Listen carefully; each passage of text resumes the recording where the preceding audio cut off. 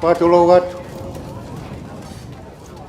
Kai pai atu ki tutu uni me motuan. Ko kore atu ki pai fi lolotonga. Sensa mate. Pama opo mai e whanau pa mo mea mai pe ki he la a. Toi ai pe pasia ane nai. Toi ai pe pasia ane nai. Ka ko kore atu sensa mate. Mo mea mai mo mea ai fi. Ko mo ahoen.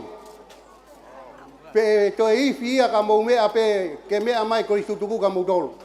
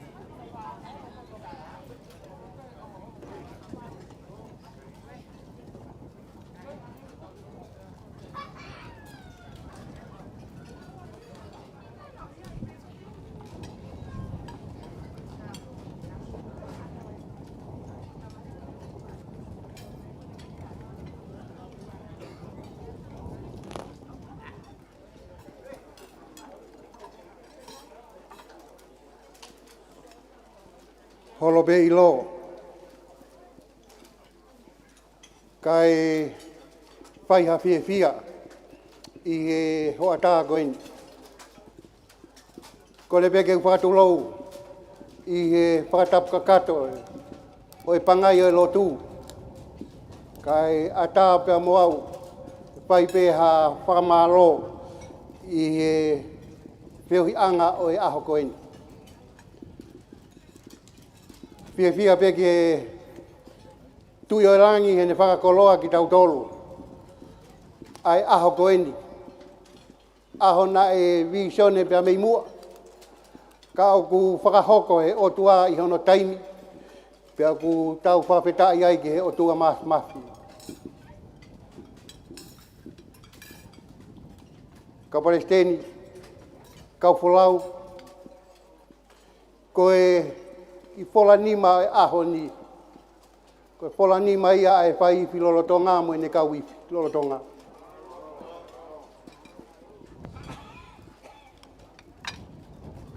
Whai e whetala noa aki.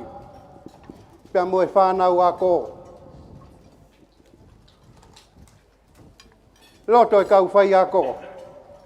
Ke nau mau he koloa oi ahoni. Kai rongo ange whakaanau a e whanau. Whanau ako iwi lolotonga. Tuange mua ka nau tolu. Ke nau hanga to e whatongia e ahoni. Kau tau Palestini nau noho o tairi iri. Kai he ahoni ko upotu atu. O wakai ki he teu ku whai he whanau ako loloto ngā he ka wifi. Ako whakamaro mauringa ke he whai pi i he whakaloto lahi o whai ke whanau.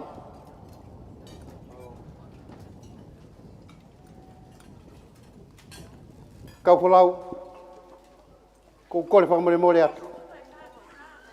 Ka pau o ku whea ke e kuki e whanau. Kai tuku pē mua. Ke mau hao atu pē. I e mui a niu mui i tō whatongia. He kono ako ne kina pē ki nau tolu i e hoko ka hau.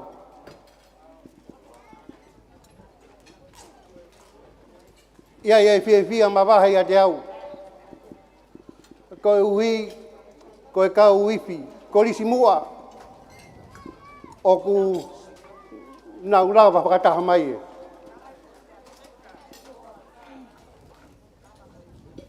Ko whia au bitu. I e whetauraki pia mo erikena. Whiloaki pia mo whereti. Whiloaki pia mo manoa. Nofu atu pia tō ngia heini o tari i muto.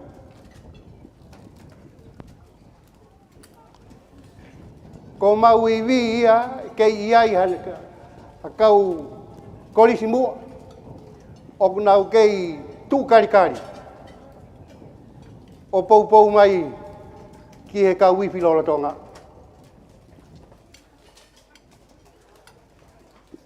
Ia e rea mamahi ia ko whanongo mau pē ki ai ki a etuini, sione haviri, mo le meki. Koe rea ku peheni he mau whanongo, koe mau tatau atu eni. Koe mau o mai o whaki atu e mea i vi, koe mau whakaosi eni. Ko mau tatau mai ka mau whewe. Ko mau iwi mau tolu. Ko mau pare tua ki mau tolu. Te mau to e tuku mai, ka mau pare tua ki whe. Te mau whalala ke whupāme, ke tala mai he whupāme, ai lau koko whawhai whare iwi.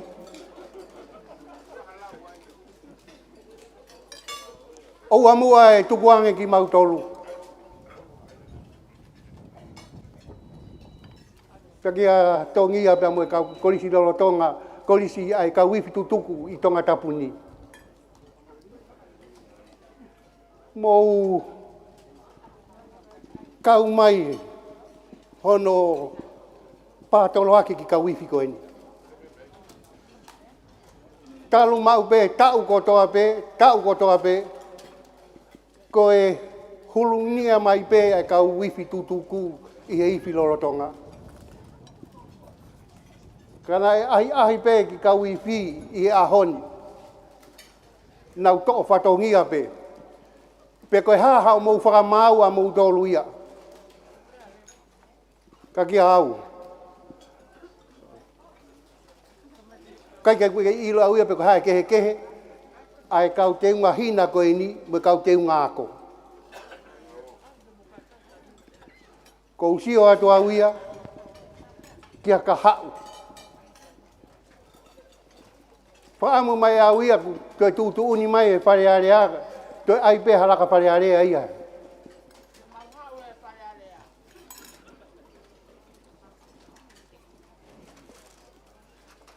Maro au bitu.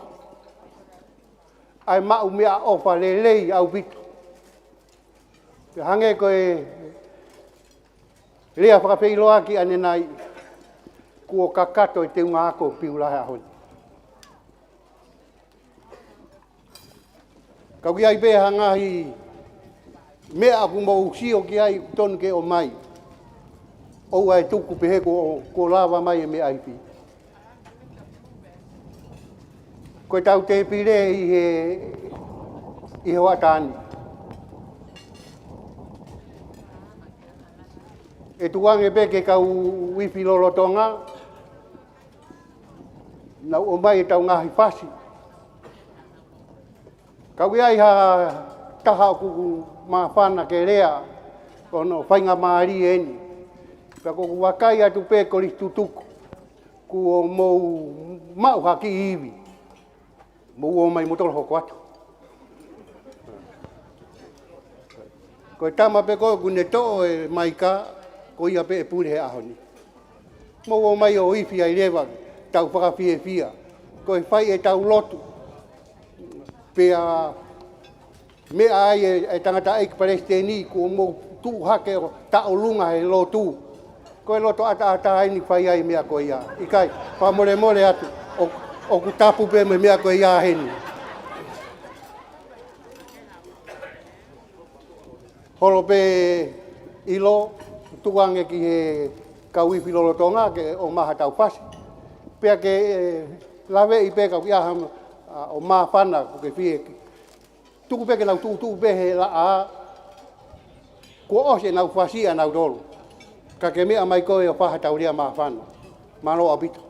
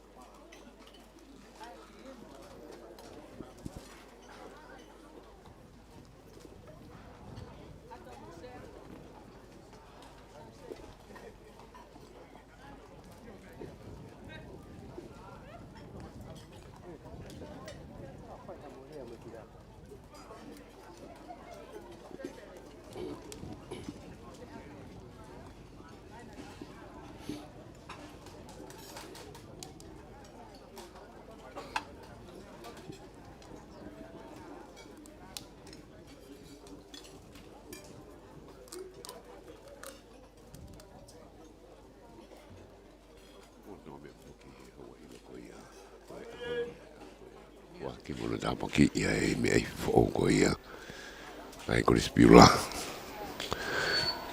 ho ai lo ho pe ai mui i holo wakawa tabak pe ko ia sendu fua penthouse ko i fine ko slol tonga na te beta mini ke pa benga hi fo ba mapa fo holo ke ilo kita tal vive per motor ko ko su ko no sila serie bebe ke Amerika pe motor mo ka mo mi Japani pe China tamini pe be foki ki Britania motonga ni to ka wi fine ko spila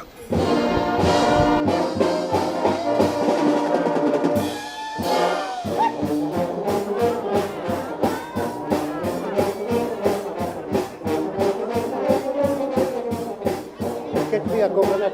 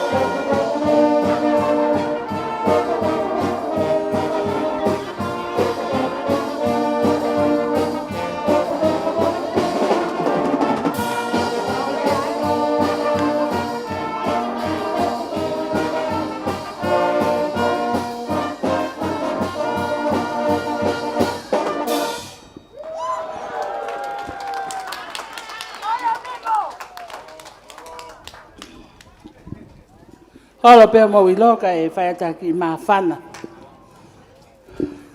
Ku whaata mai foke mai ka ke tau tōru pa ko mau tōru e while mātua o ku whaatapu ia mau mātua ke te mau lea pe te mau tuu. Ka kunau ki pisi he kai pa pe ke mau whainga mare tapu pe mo ngahi whakatapu ko toa pe ko Feia I whare lotu pa mai ki hen ke kore pe ke hufanga atu I whakatapu ko ia kai whai peha ki I lea maa whana. Ko hingoa ko veisinia moala he ku wako heni ka mo ngafi e taimi. Na wako heni he tahiwa ono tolu ke tahiwa ono hiwa. I he ono ni mana e whakahoko ai hifi ko e ni lolotonga e te kei whakautua he ki api ako koini. Ko whai ako na kawa te smare he ku whai ako he ako he ni. Pea, nei te pike tu ala ako ha ako kehe.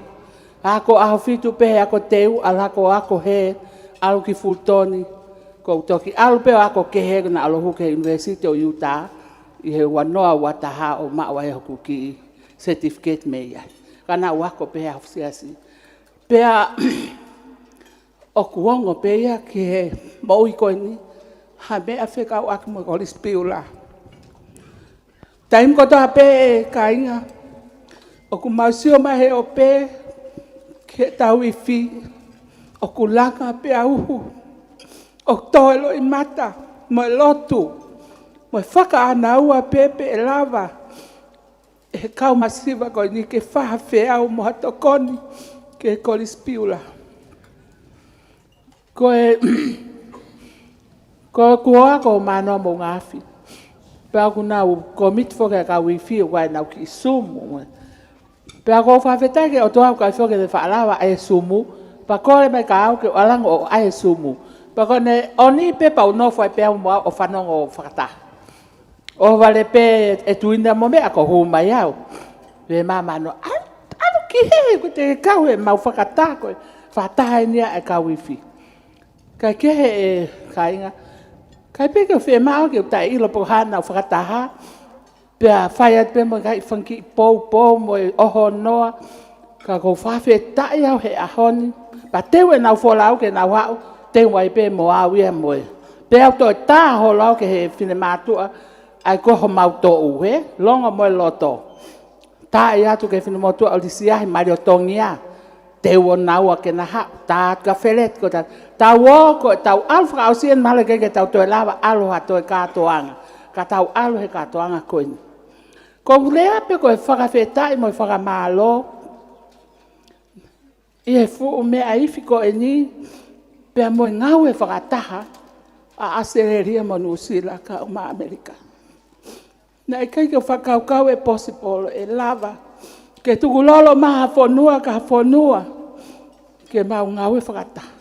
Ka tau whawhetai I he iwi mālohi o ku mau I he taimi o ngau e whakataha e family. Ko ofu atu ke he kawifi. Ko mau whaifu oloa mo taki he mau koisu tuko se mismoala al whelete. Pe kake o kei whakalau hingoa he ku tau whanonga mai ki he ni. Pau whainga pe ke uilo I pako hai e me inu usila mo Australia pa pehe mo tongani. Ko ofat ka mo tolu pe pehe ke kai whai iwi. Kai ki aha te ilo ke he musika hala. Ka te whakaamu pe e iaha ta. E loto maulalo. Ke ne hanga toi whakaake ake a iwi ko ni. Tangata goni na o whai iwi. Ka pe ke uila uia pe ko hai. Ka man meli e ia mai pe au I he ne toonga. Pe au whaka ilo I pau pe ko tari lotu ana e otua. Ke he lotu ai siasi mo lotu ai ako. Mo kau ko istutuku. Ko ilo pe ko eni ku whanwhanongo pe ko mahino e mai a mea iwi. Ko ulak tō mua mai au o kore mai ki he whai iwi. Ke hu mai ki mokapuna e ua ke kau he iwi. Whawholau mai mo ki mea iwi se ke ni heni. O kore mai tama ko au veisinia e samate. Winga ko veisinia me vai ni ka ko kore atu ke whahuat mo ki on ki tamai ki. Ko na mea iwi na at tenat pe mo ia pong pong. Ko anga ko pehe. ke tau teke pepe a o mai tau whanau e ko nau tau te nau ofai ngā we o tau whanga moko puna. Ne o pepe ulot lele ta mai a e whanki ta mai ko iri ke hao ki piula. Ka kuna kau he ife a honi ku wha historia. Ko ia ko fie he whai fi atu e whakamalo peange mai o ku te lava ha mea ke whakahonga atu aki e mau fie ko whafofonga te whine mātua mari o kaulongo mo loto.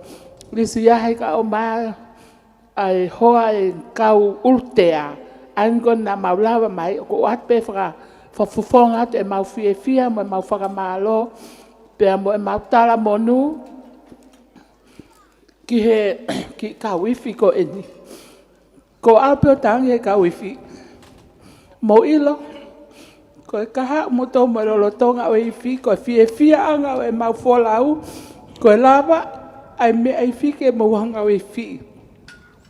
Ko e tokotaha kone pule ako i tongani, i tahiwa ano ni mā kone ngako Ellen Sonta, pe a kou kei whetu utaki pe moia. Nau wha matala ki ai me au whai, pe antala mai. Ko e me aifi uluaki na o mai he ono ni ma na nawanga o mai ma aku ai koa neti ke whakamanatu. Pa kou kei tau i pe au ke ahon. Tau ene ono noa e me aifi kei saipe. Ka wifi, me aifi ko nao tong ke tau e ono noa ki olunga. O wana toi holo ai. Ko kusia ko e ki he tuko ai me aifi i whare aifi ki lalo o ko ki hohaa. E ko kore atu ona a mamulu pe makoko. Ke koe whai ngā kapa e nai au ke toi umea ia.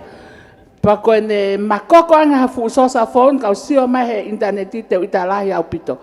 Ka koe kau o aka mautoke mo ulang koe lau ai maparise ni koe me ai whena fiu whenga mautoli ai muliki ai. Koe o kume sekeni heni kei mamafa pe ia. Ko mautoli pe mo monu ia mo mao e mautoli pre new talk off the press pe me aceleria pe a umai. Koe ai e kaua kainga. Whamaloto e mea kai kua tuku he te pile. Ma fiu he whiri pe ko whe te pile e mau alki ai. Whaofo ofa e me aho kotoa mohono ea, hangi moko, mea kotoa pe o whakawhia pa ko ia e kainga. Malo mo mea mai ko ki lea pe o whafofonga atu. Ai kau vai ko na whanonga mai me Amerika malo apita.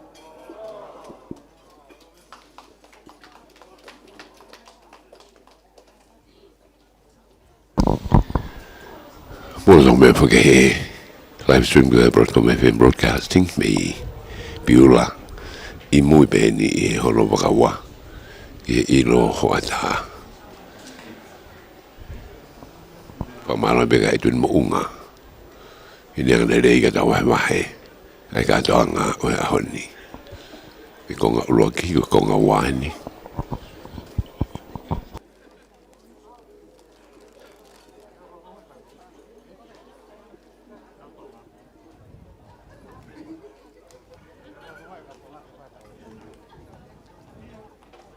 Ka wifi, tu ai mai pelea ai. Toi peo mo ki whase nima, pa whautu mai lewa ka wifi tutuku ke nau whetongi mautolo.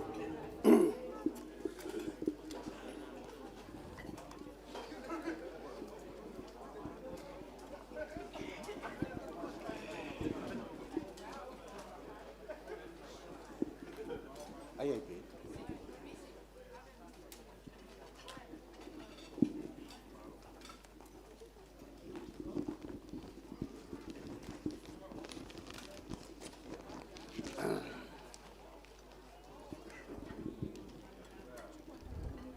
Tapa pio tua mafi o tau tonga.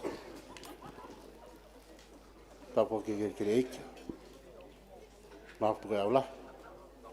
Tapa mo tu aia o e. Olo ha vela. Tapa ke fa langi. Tus malatu. Tapa ke pasteni o e sesi.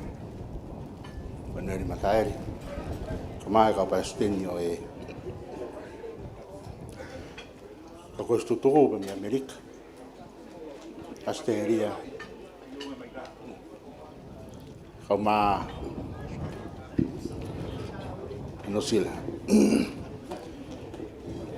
Agora be mo ke o fanga tu he ta fata ko to pe ta mo ke fanga mari ko ni ma be mo pe he ko ha winga ko tu ta me mo no fa ko rea ko ran ke tongia mo tu ai ai fi tongani a mo ke fa fonga ia te ai kau tutuku pe mi tongani pa te mo bakai ke ha ko e kau tama ia ko Amerika ia kana polo be tongani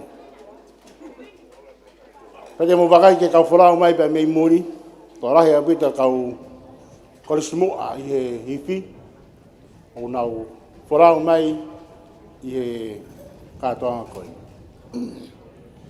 pe tu be mo ke ki motoani fa kakato te fatongia pakato e rea mafana e hoa koen tulo pe ke ka presteni o e ngahi fonua ka tupe mua ke u pakato e rea pe mitonga i hoa koen o i moine pe fia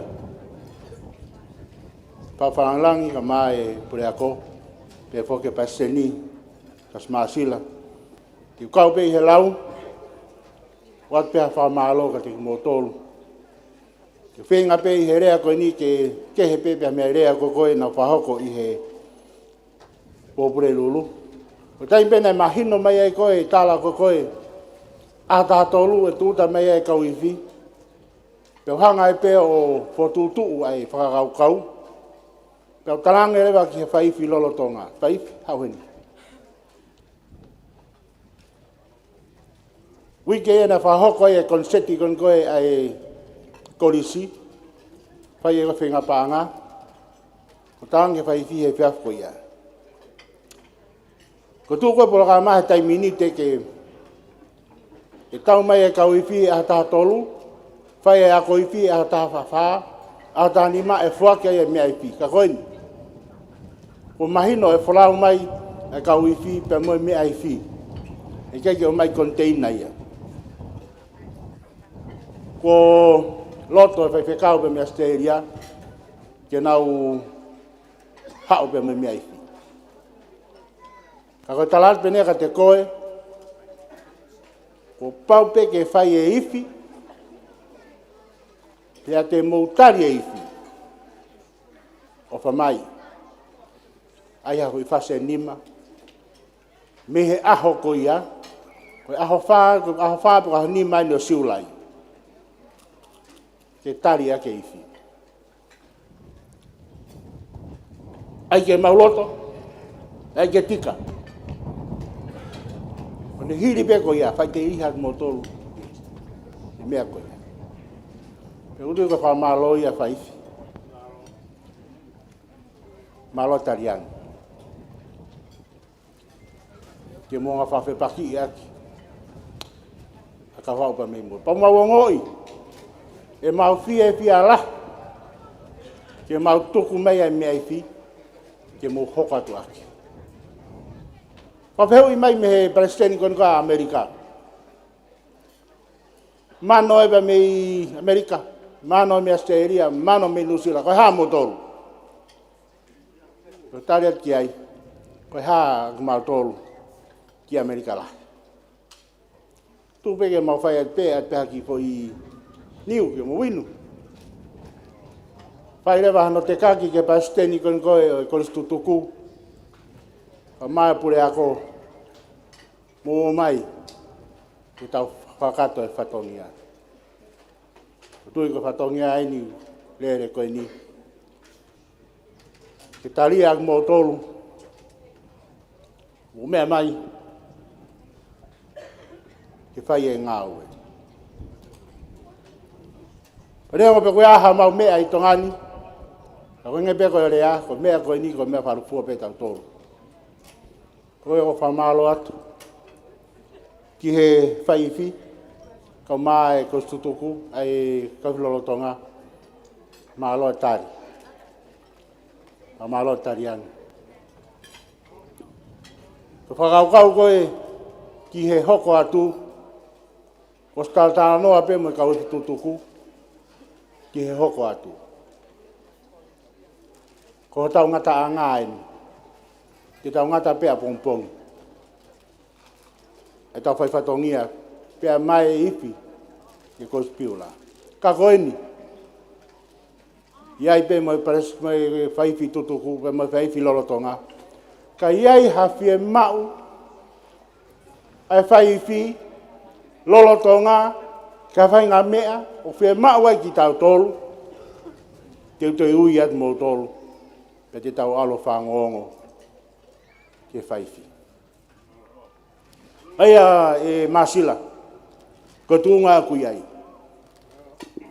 Mahino pe na pehe ku tatau mai e whatongia. Ko tatau pe he lau ka beisinia, ko mea ipi ko na e tau e nonoa. Ka koe pou mai koe ke ngā ue, ka iai hawhie ma. O mau ke iloto lahi pe, mau ke iloto tau ataina pe. Ke mau kau mai, ke toni a ipi koe. Ka tala Filipe e te au. Ke mo tai kau mai lotonga koe a o si sai pe nau tolu ia. Ke koe pe ngai katoanga, lau pe ma toon mai, o ka pau e fie ma. Kono whalu fua e whawharanglang a malo atu. Tāno a koe whawharanglang i he mau lawal ki Hawaii, lawal ki Amerika ke tātā mai e holope a kakata. Kana whakafoki u whakakau koe ki mua. Pena e whatonga i he pasteni e konstitutuku. Na mau kau matohu no whakakina i he taimi ko ia e mau lele holo. Tau ki hihifo, tau ki hahake. E mau whenga konseti. Mau te wharau e ki hapai mo babao. Whenga konseti. Koe konseti mate whauriuria mo. Koe mau lele o whatatau, pe mo whi mau e konstitutuku koe na tonga. Ke ngai whatongi hangi pe koe na langa holo. Kake, ko tui pe koe whakakau ko ia, ke tau tuku katoa ia, ke whaipi, pure ako ka mai ka uipi koe ni. Hawhai ngā hoko atu. Ko whamalo atu, koe te whaloloa. Malo e mau mea tōni. Ko ngoi ma whia maari e pe ma whia whia ai. Koe anga pe whututu ke tari e kolis. Tutuku. Ko si loloto ngā ai iwi. Ne pepe ngahi rinyoni na whao ki mua. Ne kau whatahai e kolis tutuku. Kau maa e kolis loloto ngā. Ono tari pene au ngā pito ngahi whakakau ko ia. E honi ko tuku mei mea iwi he. Pe mei muri, kau e pe mei o whasi. Ke ngau e atu. E he korisi. Tala monu atu. Sione. Samata. Tala monu atu ke hoko e whatongia. E pia whee mau. Ke mau tūta whaake atu pe i tongani. Tala monu atu ke toenga e otu muri. Tonga pia pete i tau mātuku pa miheni. Teki osi tau kātonga toa pompong. I kau e kia timoto. Wai pia ki whatongia whaosi. Ko kou nau he pasteni ka mai ka kostutuku koe pe mei muri ki honga whahoko. Keke ha mea ia ma. Kiki ka painu pe. Whalangi ia ki e whawhalangango e honi. Ke samare la tu. Pura ko wholoa. Kau i he tataki o iwi, kamatanga o iwi. Ma siwa hau ngutu ke whaka, ho ngā i e rea. Wai beki i kukukuku, ke whao at ke whaituna. Whao ngā i ati. O tali loto reirei, tali loto honga, ke mea mai, ke whakoloa, a kātoanga koe ni. O dio kore beki pasteni o e, o sutuka Amerika. Katak me mua whakato nge mua whahoko. Ono whake ki mea wha. Ki whao ki whawharangangi. Malo.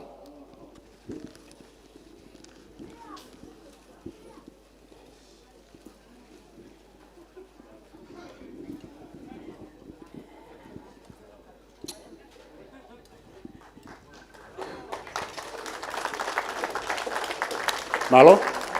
Lebreva malanga o tatawatu. beo whapaponga ia to e whawharangirangi. Kau koe tutuku. Malo au bito. Whakakato mai ai o wha. Mawhana ho malo tō pia mo te smare. I he whakaukau ua. O ku whai he koris tutuku pia mo e kau i whi. Paki maua he whiawhini. Wa malo atu. Koe tūtūni.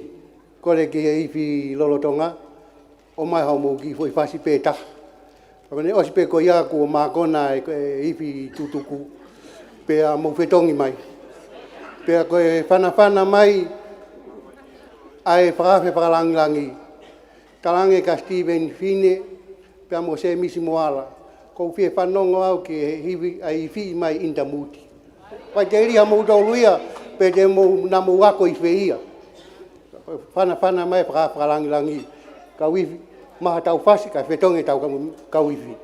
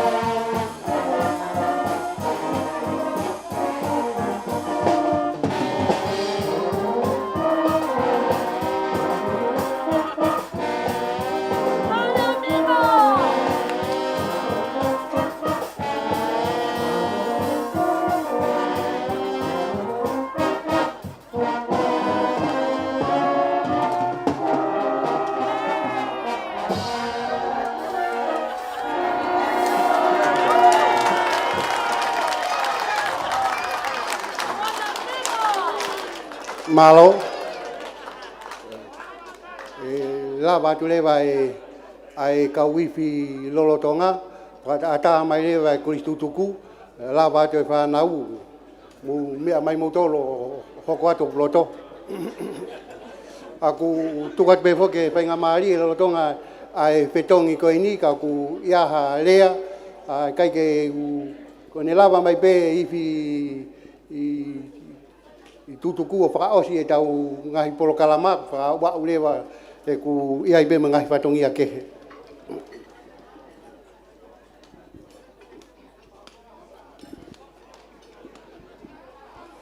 Holope ho mau ilo kai ata ke whaiha whamalo. Whatulo atu tangata eki paisten, kai pe eki whawhalanglangi. Pea kore pe mua ngofua ke ungawe aki. Ai tala whakatapu ka kato na e whai I he tangata whakatau kei o e malaeni. Ka ata mua pea moi motuani. Ke whafofonga ia te tangata eki puri ako e whamalo.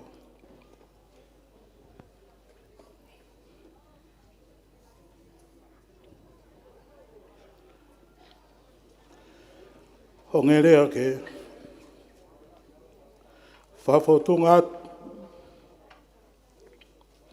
whamalo pia mihe ako. Koe whamoe more atu. Ka tuku pe mua ke uwhautua pia mihe muani. Whakato whatongia. Koe whakahai e mahonga ia. Koe whakamalo. Ki heo eki koristu tuku.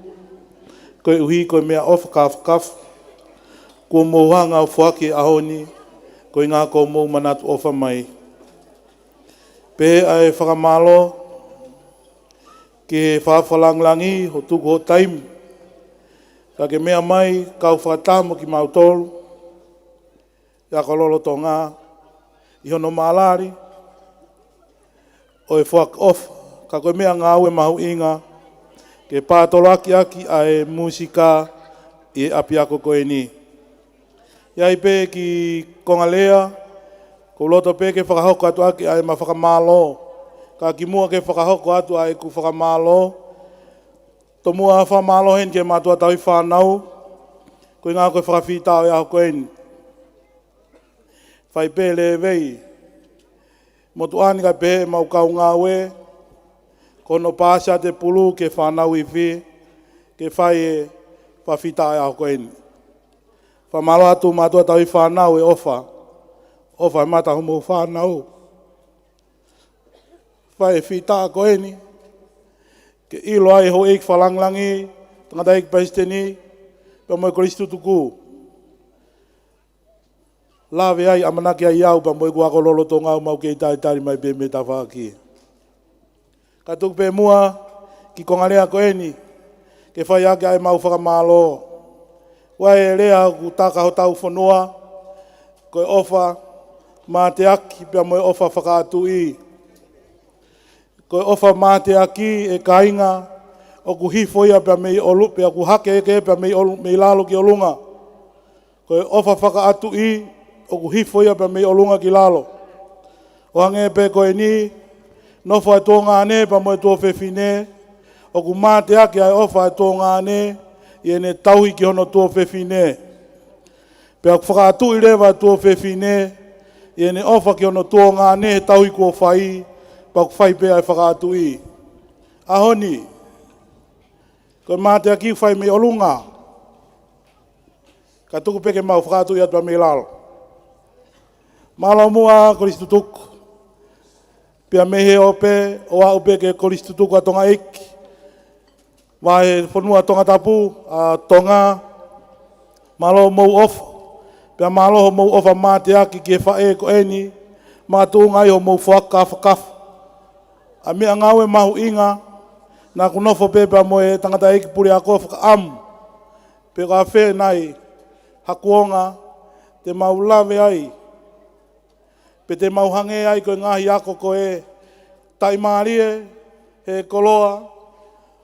E mea I whi. Ke whai aki. Hono a koe whakamusika e tau whanau. Ahoni. Ko mau mātā mea tau wheiva. Ai ofa mā te aki kua mou whai. Pea nge koe whakahua. Ai kaunanga pea mei he I kare tauhi. Pea tauhi ke matauhi ke oa na iai ha mere. E mea ngā we. Ke oa na mamulu. Oa na makok. Koe whamore atu ho eki Koristu tuku. Te mau whai peho mau lelei taha. Ke tauhi e mea ngā we. Pea koe a ke whanau. Te ria nā hok. A mea ngā we kua mau whaki. mo ia lau mari.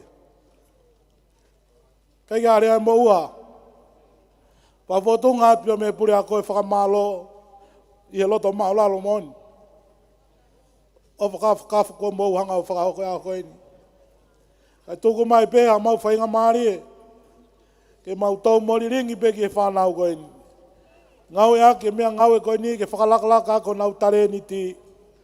Hai tene ilo. Kau mai alang. Paka whau mai he koloa ko eni. Ke iai halau mari e. Tene tari hono whakamo ui. I e ngau e mea ngau eni. Pea mau whawhita iai. Ko e whamore more atu. Te ria nā whakaloloa e pangai ko eni. Whakahoko ate mau off. Pea moe a kololo tonga. Kia te mau tau koristu tuku. Pea moe whakamalo lahi moni. Kai ki a whaunga. Te mau lava ke mau whakaha iai. Ai mau tari angi. Pea moe mau tari ui. Pea moe mau honga ia. Ka koe mau whainga ho mau lelei taha. Ke ngau ea ke mea ngau e koe ke uhinga. Ke oa na makoko. Pe oa na mau mau. Ka ngau ea ke a mea ngau e ko mau fuaki. E whakalakalaka ke tare niti. Ai tau whanau lewe ai maranga. Kau te tau atu malo au pito.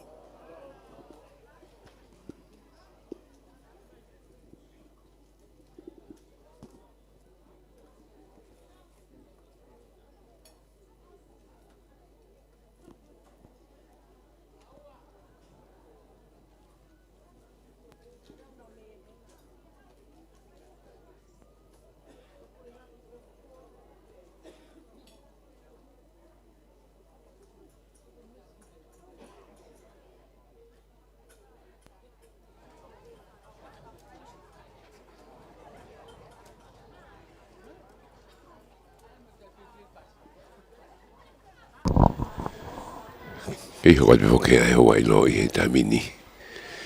Ho mai kau iftu toku. Na ko fa da to e programa ko ia ko e ho tani ko a fifia. A ho ne ka kau ko risu toku pe kau dai fa nau. Tu ke hange ai ko risu tonga. Ka ko nu na to ho mai ni to mixa to nau. Mai fasi.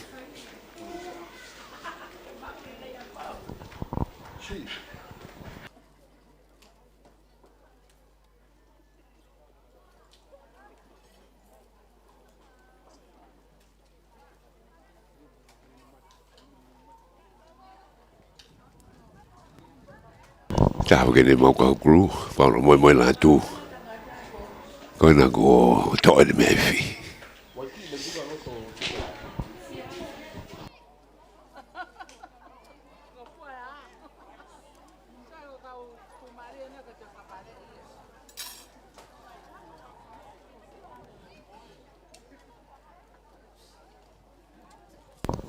Kau hon ni ke mau fukangong mai hon kau ya parana tu moi.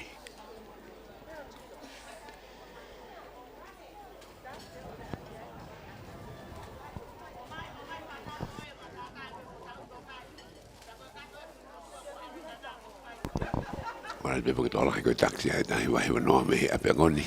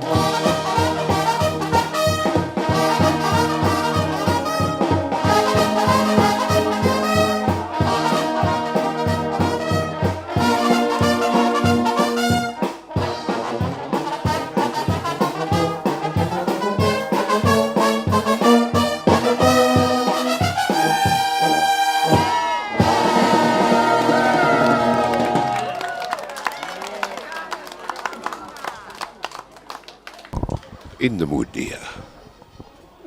Maafan ito da katoa.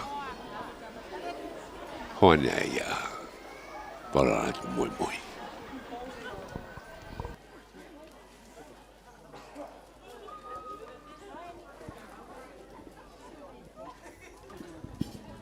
Moibe. Holope ilo ho eiki. Ya holope ho mo me to koni. Kaya ta mo okwe ki fainga mari e koni ke fai atoi hakile mafana. Ya mo hakile fa malo fo. O to mo tu ko pe fa feta i ke o tua mafi. Me fai hona tofa ho tau hala. Ya tau foua. Tau he api ko piula. Ko matai koloa ia a ko ini. Pia ko le peke u whakamalu atu pe he. He tala whakatapu ko kamata ke katoanga fiani. Kai tala mo ka pui pia pui ange he mo eiki. Ata mo ota ki whainga maari ko ni ke u kauai he tue. He ko hanga he kau iwi o ai au ke u in the mood for everything. Pia ku pehe pe ko fasi fogeni o tangata eiki whakalangi nane request. Pia ku matatau be. O ma in the mood he mea kotoa be. Kai ke whakamore atu be. O ku maafana hoku loto. Pia ke uki whakafofonga i atu. Ai kau kolis tutuku koia pia mei asteleria. O kua e kau folau na mau folau mai moia. Koe kau folau whai ngataa. Koe kau folau mei mamao asteleria. O koe e tahini heni ko lepa. No foi ai uta. Pia mohono hoa. Kau ne hau he ahoni. Ko hono hoa, ko malu na ifi ai piulani. Kau ne heni he ahoni. Ke whakafofonga i mai hono family. Pia he foki e ku whakamalo heni ka ngalumaa. Fuoloa fe pulingaki mo ngalumaa. Pia ngahi tau mai peki muini. Mau kau whakataha he kolis tutuku. Pia whakamawhana e mea kotoa pe. Whetu taki atu pe kia ngalumaa, tamai ngalumaa aia pukan tiki te ana ke haku muia. Pea pe he foki pia muhema. Ko hema foki ia koe kau he kau contractor lalahi. I he wahe whanua koe si te. O kune heni he ahon, ko whakamalo atu ai kaniki mautolo. Kai kehe, koe ki lea te ufai, ko kuhingoa ko sioni havili lomu au. Pea na kuhu mai ki piulani, tahiwa ono fitu. Kai ke umai, a CVF kon koe, ka koe osi kon koe CVF. Pia hure vai ki reka whahe i fio kon net tolu. Pia whai mai ai koe taimia na kuhu ai ki heifi. Kai ke, ka na kuhu mai au ia, pia kata ki pe, ko osi lava whakamalo ia he kaurea ki mua. Tuku pe ke urerea noa ia pe au. He koe taurea he koe klasiono tuolahi. Pea koe uhinga na klasiono tuolahi ai. Na kuhu mai he ono fitu. O kulolotonga to e to umahaki. I piulani. Pea ufoko utua ai. Pea te mou pe he koe ki to umahaki koe ni. Na e talu pe me iai. Mo e puke ai e ka wako kovi kotoa pe i piulani. Koe ki tau mahaki o kui, koe fie tangatalahi. Wanting to do what the older boys are doing. Pia koe ki mahaki ana aku puke ai. Pia koe mea ia kou tala tuai na kalasiono tuolahi. Kana e hoko e ku puke ai. He kalasiono tuolahi, ko hono ako i au. Kai ke ako i whakaata mai. Kai ako i he kahaka, ako i he u mea kehe. Kana aku tufi pe ia.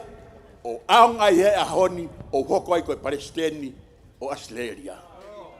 Ia ko whakawhetai, ko whakamalo ai he aho koe ni. Kai ke, e kau wifi tutuku, pia mo e kau kolis tutuku. Ho mau fua kawenga, o kuongo ki hoku loto. He kou sio loto atu pe, ki he mea o hoko.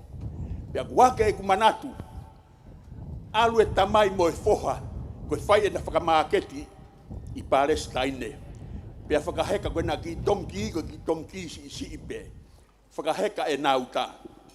Whakaheka tangai pini. Whakaheka tangai kārepi. Pea mo e hāfua. Whakatonga ngā i he foha ia. upe aki i tonki te pe hono vai. Whakaofa ia e foha. Talange he foha ke tamai. Ko mole hoku fie mau silini a kuia ke tatoi whakamāketi. E ku whakaofa e ta tonki. Talange rewa e tamai. Foha, unu mai ka te au. Unu mai ka te au, bake whanongo whakalelei ki he mea koe ni. Koe ahoni, ako ai fuaka venga he tonki o Palestine. Nai kai ke whainga taa, ke tupei e ka venga. Kana e honga ia ai tonki he whakakai he muka kotoa pe o e moui. Pe aku pe e tau fuaka venga. Te tau wala tupei pe ngahi ka venga mamafa. Te tau lava pe o kalo pe mehe ka venga. Ka okuha. Oku honga touanga na e whakakai ai taua he apiko piula. Pia koe uhinga ia e ta ofa manatu mai heni. Koe manatu, koe sio whakaholo mui. O ikai koe sio aki ho ta fofonga. Ka koe toka e ta whakakaukau ki ane afi.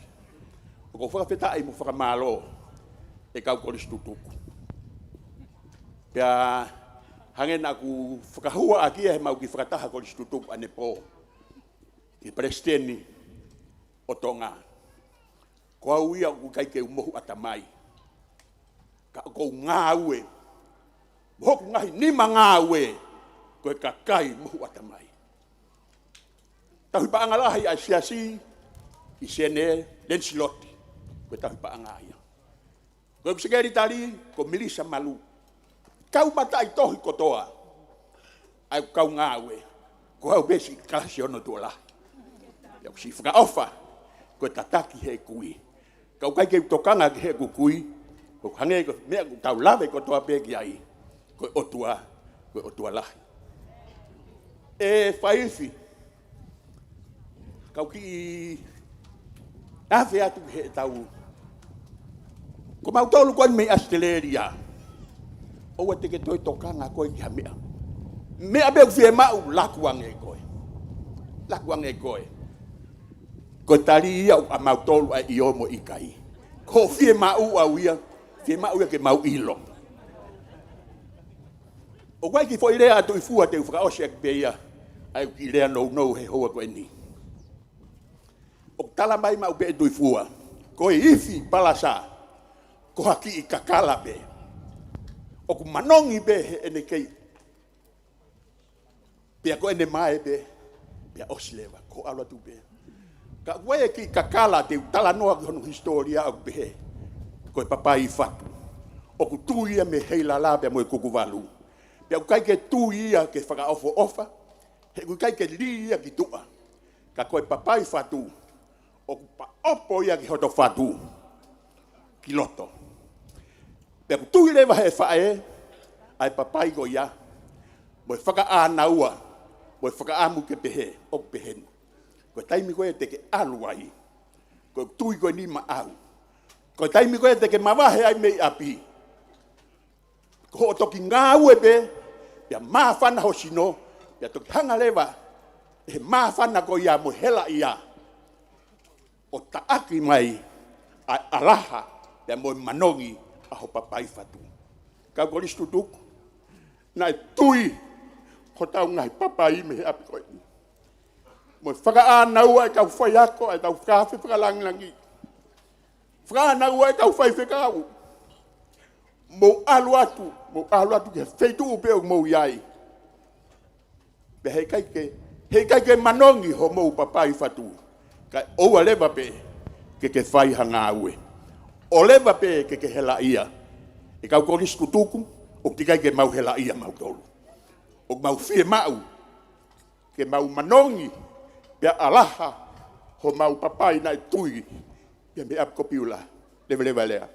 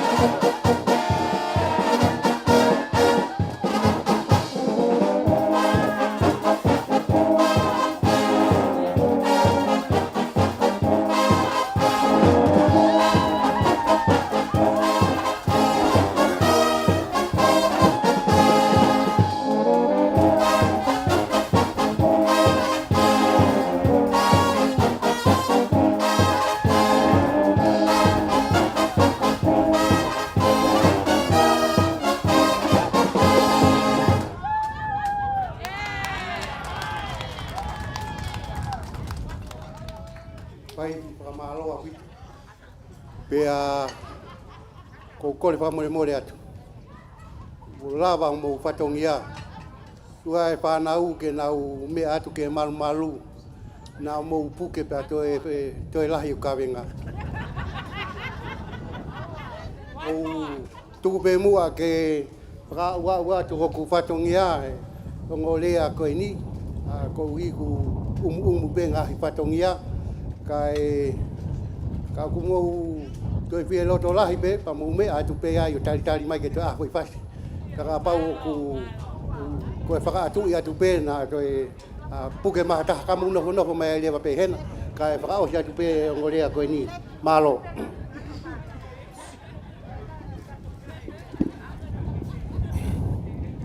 Kore pe ke u whanga e tala whakatapu ko tō pe.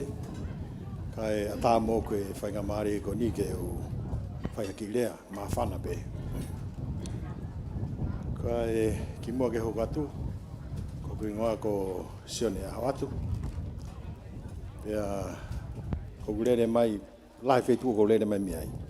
Vai kau vai, malapo vai ni, talau, mō ngaone. Matu ku kau ai pe mo kolo toho ano ui. Pea ko ku nai hen pe tangata iki, pang maulere mai pe o whafunga e pe ai tangata iki. Nau whanoko ko he tala noa e tangata iki na e solo i pilani, kau laki kamata e a kau solo. Pea no foi fo lau e kau solo ko ia, aia ko e semis, tangata iki, ko tani, ko tūfui, ko whireti aho, ko lousi, ko aneti ua lou. Aia koe fo i laine ia koe ni, koe whangatoko ua ko toa pe. Koe koneksini katoa koe nau kāsini ko toa pe e kau tangata koe ni. Pea kou tui o tai maaria e korispiula. I he mau toi tupu hake pe, o toi teke pe whanau i he tawhake o misiki. Ki lawe at pe, kou hi he ku mawhana e a koi whia ne pō. Pea maalat mo e whuha ki api. Ta mai he whuaka te hau. Tete. Nā ke sio ka mea. I love Losi. Nai matangi whua. O ku kehe. E mau hau ki he, koe ki hena Losi. Patangi e. Ko Losi ko tau tolu beia. Koe mau tū mo Losi. I he tawhaki sāwhi. O ulai tāpe kui koe whewhine. Pea tangata mai katoa nau tolu. Au ka lui mo me. Nai, maa whana lahi uko lo topa tangi ai. Koe mea nai lea maa Losi ka koe ike ke hao. Ai pēha ki whaariari. Ke mahino nai ai taime Losi. I korispula. Koe ne ngata anga e. Fua whatongi a Losi. Ke korispula. Kau koris tutuko. Kau sio ke taulere maguna ke fu amna ke te uha. Koe lere mai ko ni. Koe viri a son lolo ke foha ke hau. Ai ki ongang e foha e ka son ya te au. Ai koe mau fai whekau a pasta son lolo. Ai ako sia he sia leo pote paku tange son ke ha pe halere mai fa tala mai kau ke mau hau ko hau pe ko po mai ke me ai fikoni ai korispiula mahalo ne mau ata mai ta tau pe mo Palestine ko Palestine ku ka ke hina e sinola hia na ia pa pe ko motua o mau to mo ki Palestine ko ni na e pau. Ako kau pau ko na ka ki pau wa he korisi ko Palestine Americana e pau upe mo tamoko o yen Plumfila na e pau mo ia. Ko na fu na ige walo fai fekau pau ki na be ki mena hoko pau mena ka ke lava. Pea ko hinga ko na e ko tano ki anga e pilo mai ai whakaukau ko e wafe ma walu na mohau ki he reunioni mana e tau fitu e foha. Pea ko whamui tai uhau ki tongani ko wafe tani ma. Aia na uhau ai mo foha o aruia sipoti he koristonga. Pa koe ngata ai pia sipoti. Ko mahau koe ni, koe hau koe ni o toko ni mai ki korispiula. Pa ko whiha e whenga mai Palestini ke mai e foha ki hen. Ko tangi Palestini. Asi ngai ki lahe o ki open e matapa ke foha. Ke lau o tangi rewa ke son. Ko foi me pe fai. Ko mo kumi ha hoa tamasi iki hen. Ka pai no fai pe hen he ma alma pong pong. Ko foi me pe ho ko kumi ha hoa ke no foi. Ko hi ko siasi ko ni ko tupu ke o ko proud to be a 7-day Adventist. Ihe ki whakaukau koe ni o ko i kai ko ha santungua e tunga ku ia e ai foha ko lousi pe foki ne tuaki e foha. Ko tunga ku ia o ki ai foha i wafe wataha ki houa wafe watolu ki wafa o ku ne hoko ko e taha e kau solo ko neti i he National Youth Brass Band anusila. Pea une te hoko pe ko e taha e kau solo ko neti i he North Shore Brass Band ai ko A-grade. Ia e usila.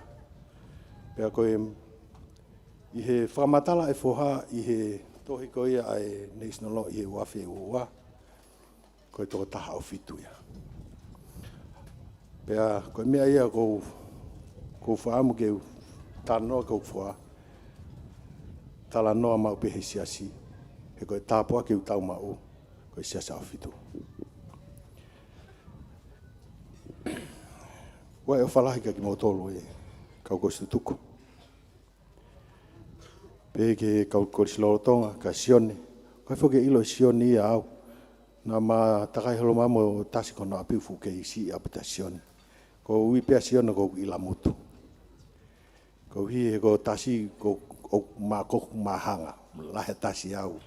Kana gila lahe pau atasi pa ko whakatotono Tasmania maka. Naka ke lava matasi. Pea ko kulere mai pea kuia. Ko hinga kurea ko fia. E ko hau ki heni. O koe ke ilo hataha anga e whanonga e whamiri. Nā whai ku koe ke wahataha e more. Pa koe whehu ko tau whai. Koe whe ofa whani. Mo tau teke tāpua ki ai o tau mai mo ki tau tolo. Koe mea ia ku mahu inga. Pea whamalo au pito ki he Australia. Pe ke kau Amerika. I he teke. Mo e whaapapalahi. Ki he whai filolotonga. Sione samate. O whalahi ka koe. Sione. He kai ke tuku mai e kakau mai. O e whai mai tokoni mai ka te koe. Koe ai e hange koe a koe lau koe a Filipai, tau fia pehi e heiki. Pa koe a ku fia mau peke tau mahino ke ki tau tolu e ngahi whaamiri pe ki he kainga kotoa pe ke tau tu mau i heiki e ku wawi bento e whoki mai. Tua whātu, maro.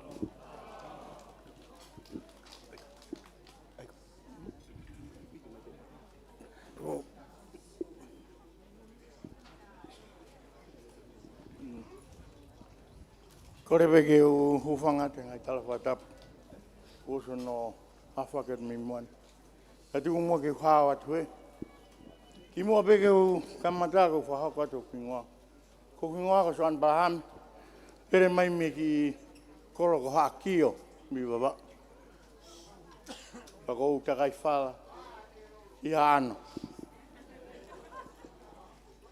Pea ko Whamalo peke o tua he ui kone whai māku. O rawe monu ai he ngai aho kone. Whakapeke whamalo ke o whai whakau kone. E tuini pia mo perikani. O whamalo at ka mo. Ka pau e toi sayang ho mo taki ngau e o whai ho mo ngau e whakapatungia whai whekau. Koe tōtō atu. Ka pau pehe ho mo ui mai me kakai kovi. Me ngai wheitu ke ho hange ko mo mea na whai ka te au. Ka kuna fia mau pe o lau noa he taimi ko toa pe ko asi o loai i mea e aho fitu. He koe fu hau ani, ka moe fu whakahela moe whakakinala. Koe ngau e nau whawhiao ke tui o tonga. Nau ngau e ki palas, le o holoai, turi whanki mon manu kai ki totonu ke huki ai. Ngahi umea. Nea ngong maulalo hok ai ki whatongia na huke. So kata ku whamiri ko ni a sione. Ka ku kake ilo sione ai mahu inga sotia. Ko taimi o haere horai tui, o ku kau ai pemo soani pahame. Lere ta kai horai. Kai wawa o kai niua. Kai ki haapai. O ku te iai. Ko whawhiao ka ko whawhiao mai hau o tonga. Ka ko whawhitai ko hao ki heni. Kai ke o lawe i loa te wau ki ngai tu unga kona.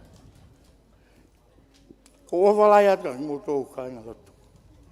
Hena ngai ua mana kau te wau ki tungu. Ki wau ere tā. Pea o ugi au ki hoko koe whai whakau e. Ifi a piura. Neanga whē.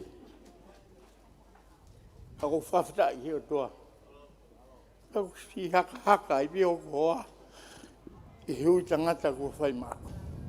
Ko ia ko fia e hoa ko ni, whamaro, ai tuini pa mo. Rikani, e hui tangata ko na whai, o lawe monu ai. Ko ia e tu e hoa ko ni o whamaro, e o ati, o teki mo ko. Na whampeke u tatau ai rewa heni, ka ku hange ko o ngoi, ai ko ia e tuini mo, ane nai he kau ke, ai ko ke whakafoketu ngā ai whatongia. Tu mua ke ulu pe ka tok fili a taha pe ako. Ka ulu atu pe he. Ni ngo pe ka ke unha inga ka tu ke ulu atu pe he. Malo. Ko o fata te mo toro no kotoa. Malo. Yo. Ko ia ko o fata te mo toro no kotoa. Kata wangi hanga e kio whai tāpu e kina koe tuni ka maa perikani. Kia pehe te tangata ko lausi, ko si lausi ko o ngoi ka kene asi au. Kane tā unga lausi ka ke hoko au, whai whakau a iti. E ka ke o mahi nao mo lausi. Mane sa ia pia lausi kuru ngā. Whai totonu, ka ke o matai kākā. Ka mea pore a e tuini pa mo perikani. Kuna sio mai ka te ata mai ko tuku o matai kāka. O whawhitai ke eiki, he ririu tangata ko ne whai mai mo. Whatawange tau maa wa aho whiawhia, wa aho monu ia. Ka mua tau tutuku e aho koni tuke tau tutuku pe mo eiki. O whatua teki mo tolu, hono katoa, malo. Ke ko benga hirea mawhana i kātonga i ko ia i roha tā mea i fuoka Krispiro.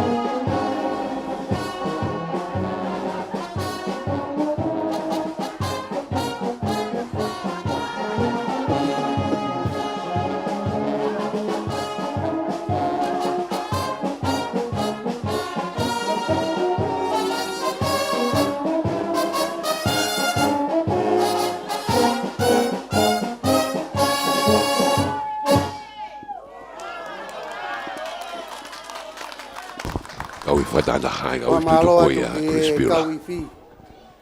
Nau kore atu foki ka hono whaka atu i atu ki mou tolu. Ka ku mou mea mai pe. Mou mea mai ai pe ke whaka osi ai pe hukuro tohe ahon. Kau toki tuku ai fia. Malo au pito e to mai e whatongia. Malo ki e whaiwhekau ai fi. Piki mai e whaiwhekau ko tu a kwangi ko ku tete. Kai toki rea ta koe ofisare o ia ngo taika lai oni.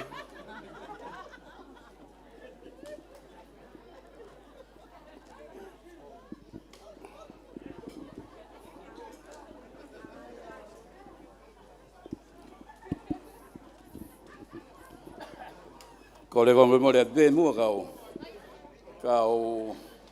hawa te ki whainga maari ko ni. Tala mo ka pui ka tala ngate te au whai ki tō ma. Kai ata mo mo tō ko ni ke uhifo at bei tō mua halama te alona. Ko lawe i be kena si tū ni ka e rea wha o si ane au si. Ka ko nofo be mo una loto mai ke katoanga hoko ni. Kai mo tō ko ni whawa o tofi lauen. Te na ke wako i piura. Ka koe mea nui koe mui noa ia mai en. Mau lere mai, po ke presteni koe. Me whanua lahi. Ka ko toa kuloto ke whai haki wha malo. Ek mo tō kotoa, si ngahi Kristu tu kotoa me. Ko mo forani ma kau whatahai talo e mau tū tahen. Kai te wharoloa ko lawe i be apia taim. Ka au kia i be ki whakau whamimore be ki Palestini mo halotu. E be Paula kia Timote. Au kia i ngahi ipu e whaa. Ko ipu Koula, ipu Siliva, ipu Akau, pe mo ipu Umea. Pea pehe tokua, koe ngahi ipu koe ni, au whia mau ke mālohi, au ku kehe o nau iwi. Ka koe whakaukau koe ni, au whia mau ke ngau e whakataha ngahi ipu koe ni. Pea pehe tokua, ka pau e whahe ake ipu koe ni, tau silawe i pe koe mao lalo taha koe ipu umea. Ka pau e kai ke ngau eke ipu umea. E kai ke lava o manawa, koe manawa i ipu Akau. Ka pau lewa e ngau e whakataha e ngo ipu koe ni, tena lava pe hoko koe ipu Siliva, tena lava pe hoko koe ipu Koula. Pea au kuiai e lewa e rea koe whakapea kauala. Aia koe ngahi ipu whie mau ke whewahe ake o nau iwi. E kau Kristo tuku, koe tau he ni, o ku whakapea ka wala. Mai wahe ngahi iwi kotoa koe ni, a ipu umea, ipu akau, ipu siriwa pe mo ipu koula. Ko iai au e toi tuku, whamalo atu ki he ngahi ngawe kotoa pe kuwhai. Maki mo tō kotoa pe, au mo mea mai. Whatawang pe ka tau katu tuku mihen, ke tau whakapea ka wala lewa e rea ka tau atu malo.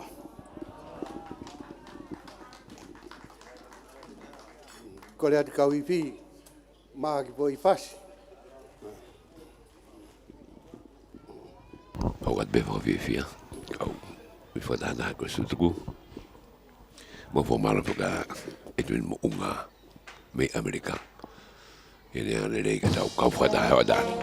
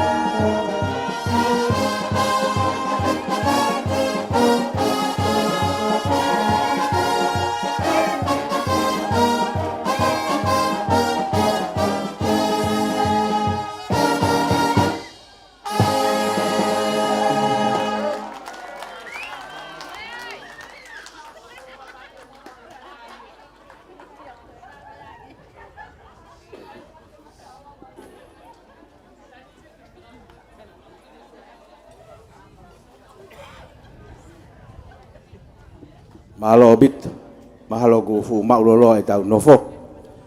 Kai ke ki tuko e whenga maari e koe ni ki alu. Whai beha na ko sire au he popule lulu. Pea ko pehe pea wia ko seunga. Kai ke, koe tau whakataha foki he ni koe tau whakataha he ni koe tau mea ofa ko ifi. Pea na ko silawe ke ki he ifi. Konga maari e ku kau ki he ifi. Na ia ki tamasi ko kaunga ko mau tou o mi ko to lahi kaunga e kau wako ko ya na hanga foka ingoa fere na hingoa foka tene malo ke ya to wako pe ko fai fi afine ne hono hingoa na hanga foka ingoa pa ko ki to tonu ki ure aga foka ta ko sone kakala moala palestin malolo ne hono hingoa na foka hingoa pe au ko ki to tonu ki to foka ta po ke ko e whaka lea ki ai, ko whaka o siako, ko talo, ko Samuela, ko te ulea pe ko hingoa pe ko Samuela pore. Na maui ne ki motoha makolo tampol pa ne pe ko tampol. Kai ke, hange ko ulawe ki ai, ko toua ko maari e tau. Pa ko whaka kau ki ai, pe au hiki rewa o alu o hoko ko tangata whaiwhi kau ke siasi, na tupo e whae. Ko whae, ko ne tamai ko lahi e ka sisi. Ai ko na alui aho. Pe ko kai nga pe na mate ki elo tu na nga foto elo tu sestong ho iki vai ni.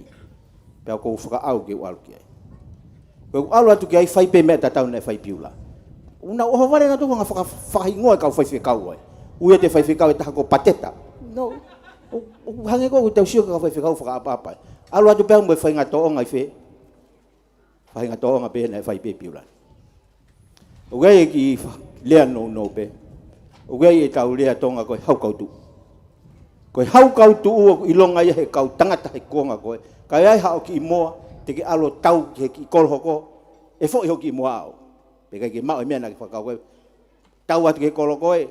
Tosi he moa koe hau ki moa. Koe taimi pe o foki ai ki moa ki hono kolo.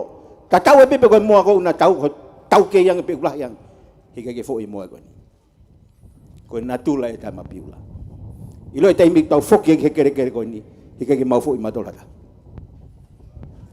O ku pehe yang e whakakau e tama na e ako pe piula. Koe whahinga ongo koe ni hika ki mau e koe e ongo koe. Mau pehe tama na ha. Na e hau kau tu. Tama pehe na e ako he kere koe. Mau whanongo he tō lalo e tau ifi. Ko koe ke tō lalo e tau ifi. Koe kai peke toi mau ha mea ifi. Whakau koe mau ka whakau ke pe mai na tolu osu. Mau whakaka ngongo mai ki Palestine ko nau lawe ki ai. Koe whakamawhana mau i. Mau hau tola. Hau ko ia koe pehe koe mau whakahau. O whaka ari ko mau hame. Ka ai. Mau o mai pe mau tolu koe ha. Koe mau manatu ki kere koe. Pea kou tui o koe ai. O kou lahe ngahi mea ki urea ki ai. Kai koe konga ua koe rea te utoki whahoko atu. Nei hoku kau ngā tangata. Nau hanga ui ko pinati.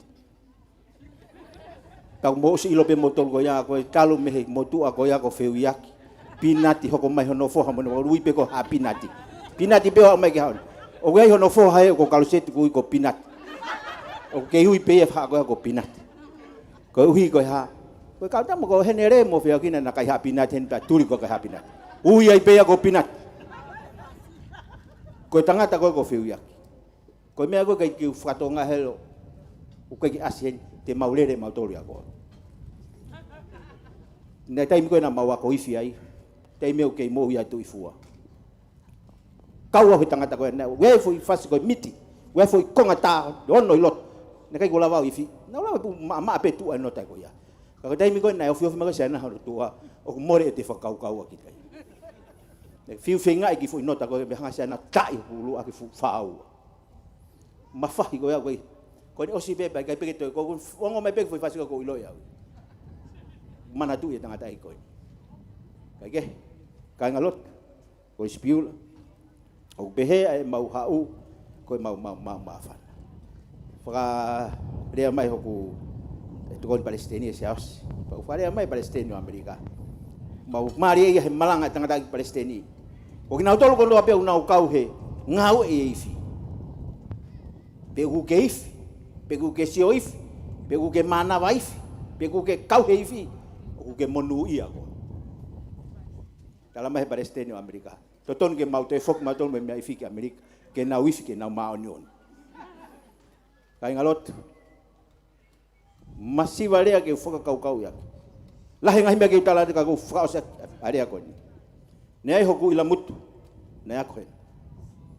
Pau ilo ia he to'u koe he wafe ma. Wafe ma ni mama wafe mahiwa. Wafe ke wafe mahiwa. O ki tamsi ko ni kono ngwa ko siwa kakao. Na ilo ape na pesto ko tahape ak siwaki. Pe na mate ki tamsi ko ni ko fepak. Ko kona. Pe ki fa osi ko kori ke faifi. Mo ifi mai ki foi fasi ko FC. Ka hiria, o gai se niti he. O gai hata haku ni manatu i ki tamasi koe. Whamol mole. Koe katoa teu koe ni. E awe kotoa ia. I e tangata iki. Pure ako. O gai se niti he ni teu tana. Ka o gai hata haku ni manatu e siwa. O kore atu ke ku tauhi paanga. Ka o gai heni hao toa sila koe. Koe hae tau ki lukuluk. Awe ki he pure ako ke hokoa. Pea ko hono whakaosi. O kia i e ku Lotonga koe gule aku. Whakawhio mai hoa ta whaki. O hoa whokoi. Koe whola. Tau kai kia hamea ia alu keha whola mo waini. Te nau apia nau ai. O ku tokoni koe whola. E pehepe. Ko waini mo whola. E ke peke hamea koe mawa. Ta tau pia taim kotoa pe. Pau kia e ki lai invoice hen. Invoice ko ini na ku to kai ko ngailo na to mai ho. Ka ko invoice ni te ke hanga. I to fo ki pe mo e au ke. O tu ma ku hela ia tanga dai Palestina ko stutu. Fo ki pe ke pole ko ke alo. Ko to fo hi fo o right on mo ko na lave ke po. Ta mano tup ma vava. Ko right on mo ko ya te ka to ko ko ke hange ko right on mo ko to tabe. Pure ako hanga kimui alo tama kosi hang kimu. Na lelele ai pe motor he tau. O so mai pe mo invoice ko ni ai ngahi spare part o right on mo ko ya. Mahina valu ko to pe feu. Taki ko nga ko fa fo. Te mo pe mo to dala mai tama ko hana palau. Ko haskawana. Kapau e tau hi pe e ofi ta fit pe to mau mai missing ko. Baba ka mau pe ai missing ko ni he mahina fitu. O mo tolu e whakakau ia pina. Hake ka hono whakatoa. Fine FC card. Kau ia hata haku ni mana tu e siwak. Hau be hono tu fine o tala mai. Mana tu ai kita msi goni. Pe neongo pe kumua whanonga ia. Ka koe anga e tau whanonga te tau fupe hala tatau. O whatu ka ting mo tolu. Malo.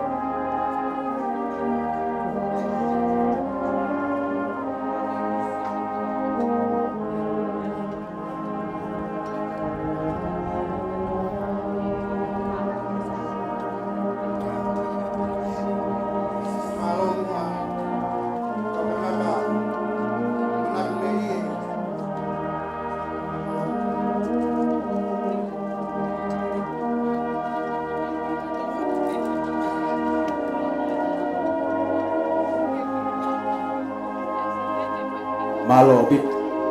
Kowe be ni no mana tu kita Mexico. Kene ngobe koe mati anga foka mama. Aku be tau fononga. Mana tu kita Mexico ni na fa ai fito kota hape ya he bes. Bes i be bes pi. Mana tu kita Mexico. Na pa ngobe koe mutukian fononga. Aku foka fia ma be ba foka ngo.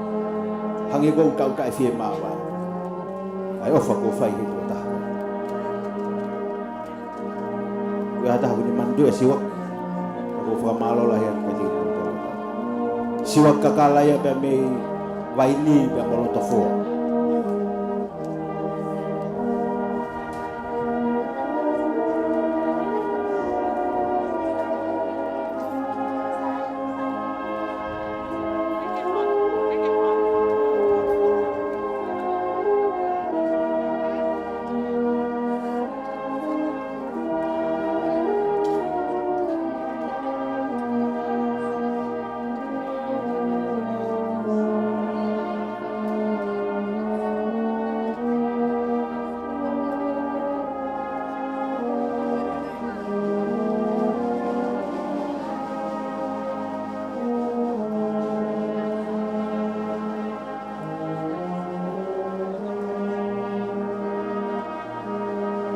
Malo bit.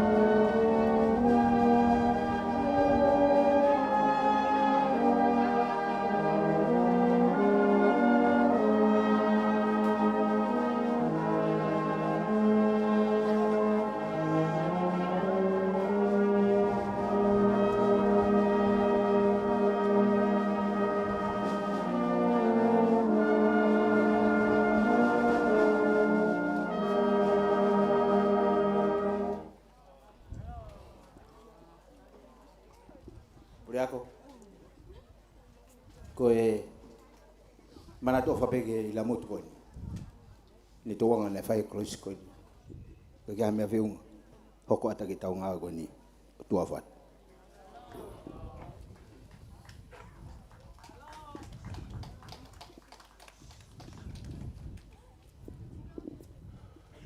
Pamalo ki e Palestini e konstituku pe me inusila. A Palestini kau ki kore fa more more atu. Nau whakaheka e au e pure a ko a mispa ane nai. Ke alu ki wa wau pa oange au ia ai misini e taha a piulani ke alu moia.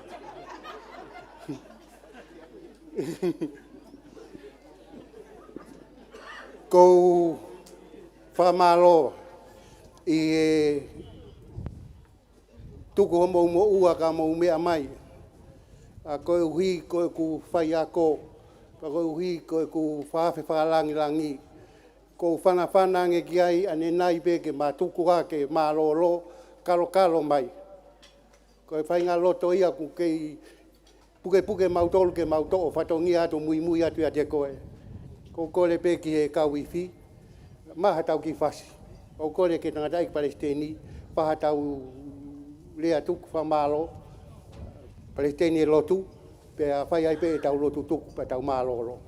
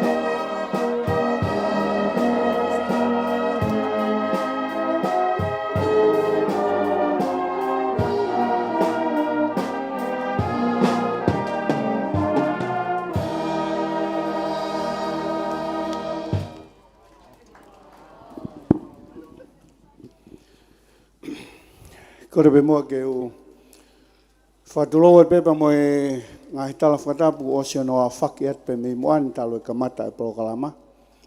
Pe ki moa ke o whaiha tau lot whaosi. Ko whie tau be whainga maari e i haua koe ni ke o whai beha whafofonga. Ai ke ngata be i he ako anga i siasi. I he koris piula. Ai behe whoki ki he misiona whakaluk fua. Ke o whaiha whakamalo ia. O e ngāwe lahi ko tau i kuna he ahoni. Ke mo e ngā he whilau lau. Hange koe e tau whamo oni ke he ahoni.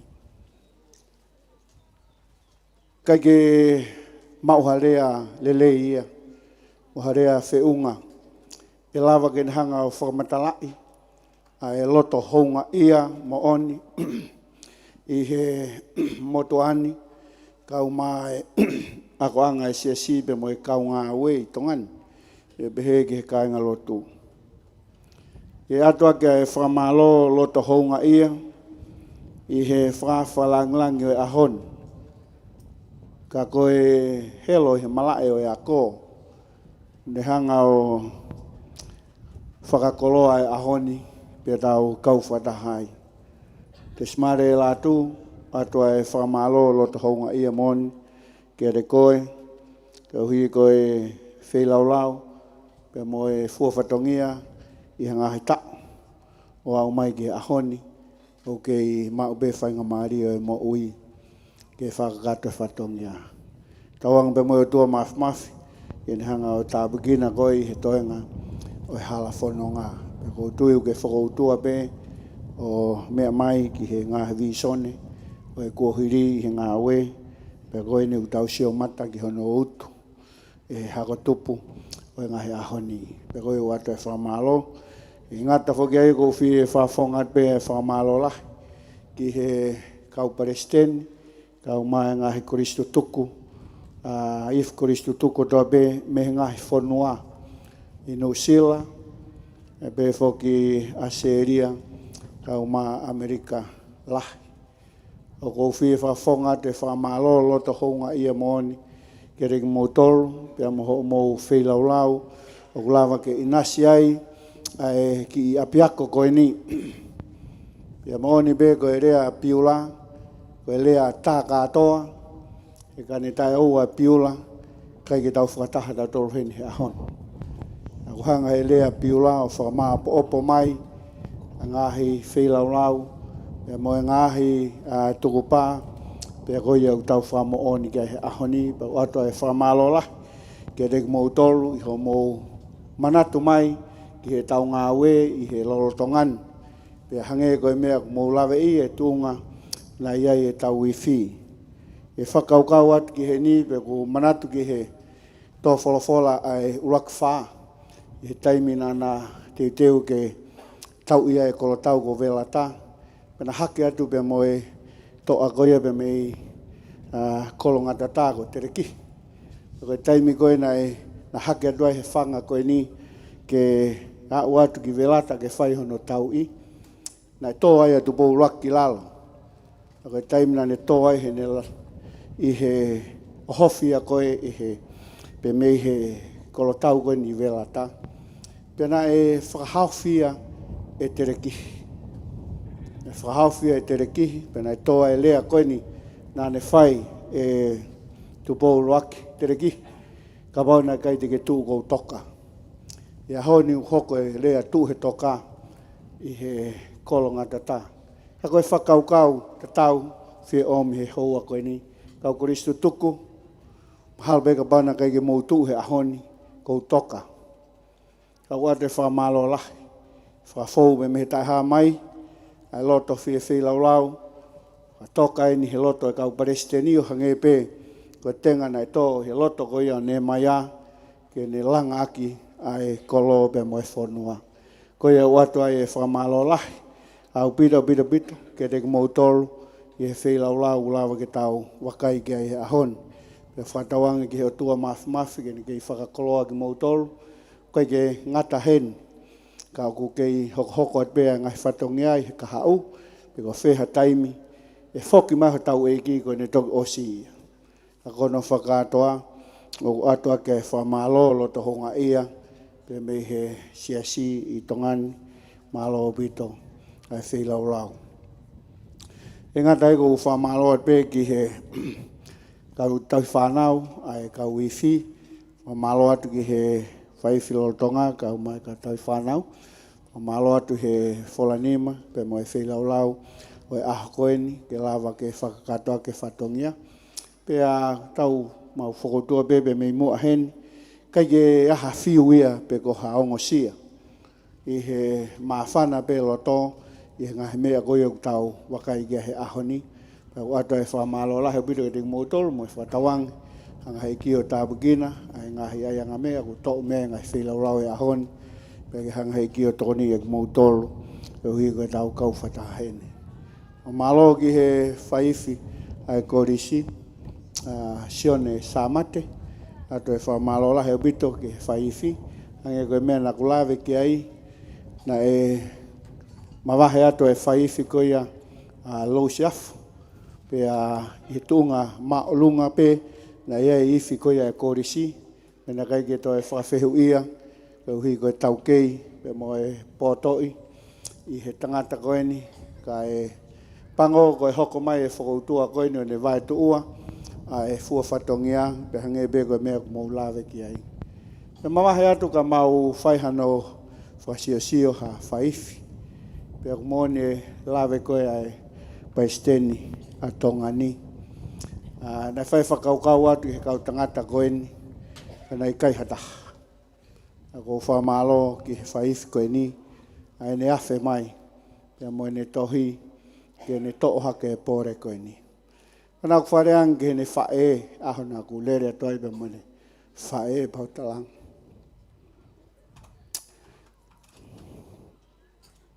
Tuanga sione, ko inasi aho mouta mai, e apia kon. E mo buna beno tareta, ai whaifi koe ni. Pea ko whamalo ki he tarina mai he whae, whai te riha bea sione.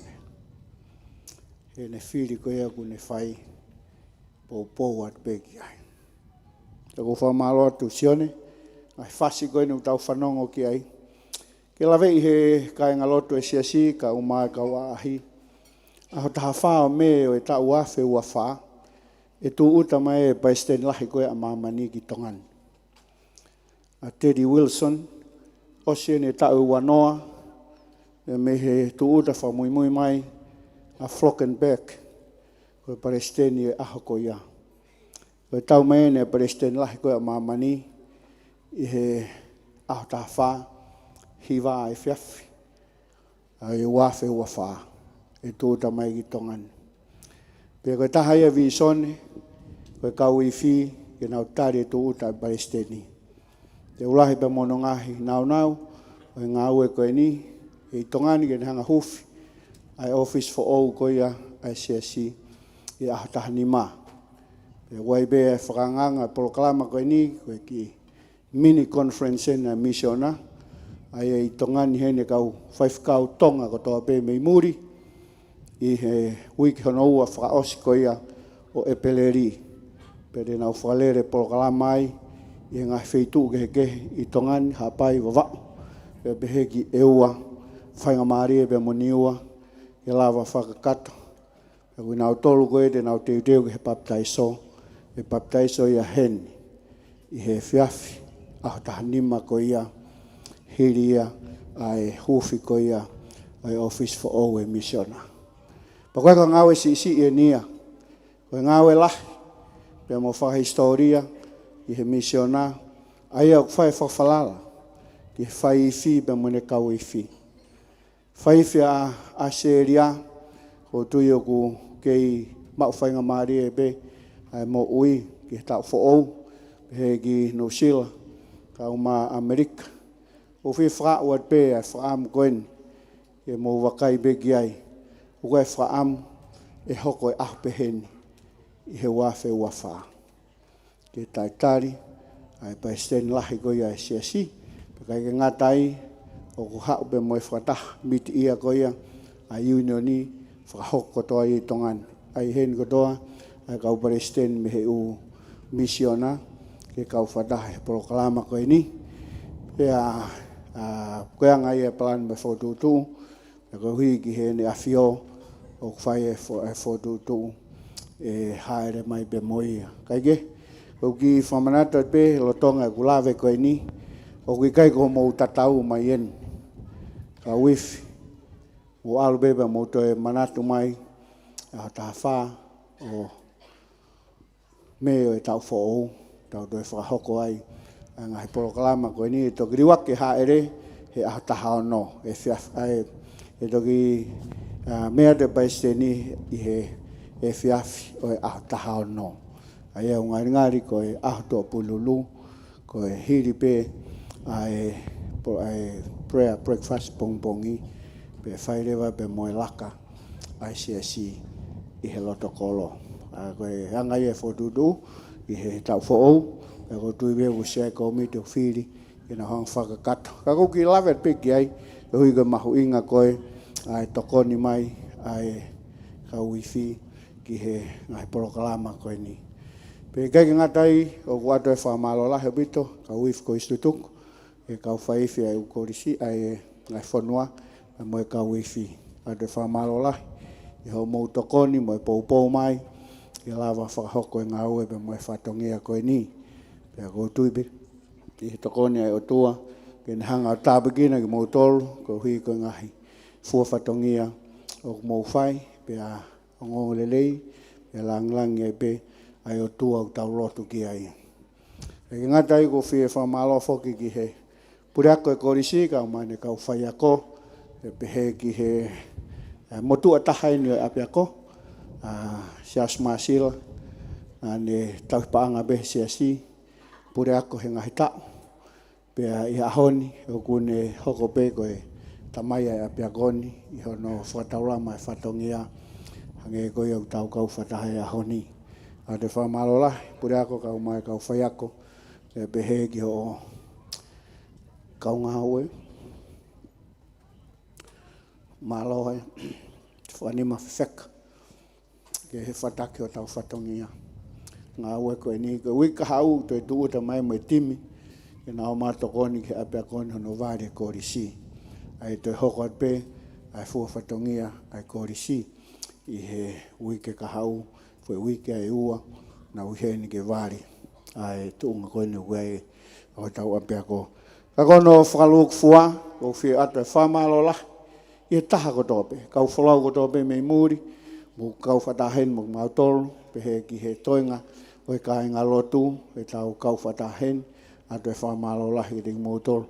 Ke paesteni e ko istutuku a tongani, maloa e hukuma, e mo e fua whatongia, i hono whataki mai ngā ue ko istutuku i tongani, e gieskei tai lahi, au mai kau ngā ue ko i a siasi, o ato e whamalo lahi, ke ring mautolu hono katoa. Whataonga peka ngai ki o tāpiki ring mautolu, tala manu atu i he toinga o ngai whatongia, o ku toki hokoat pea e polo kalama, i he weekend, pe a tok whaos pe he whaf mōni te, o ku tok whai e taitari, ai kau ngā ue ai ofisi, pe he ki he kau whai whikau, pe whahoko pe ia, ki o tau api ki arimoni, i he whaf mōni te.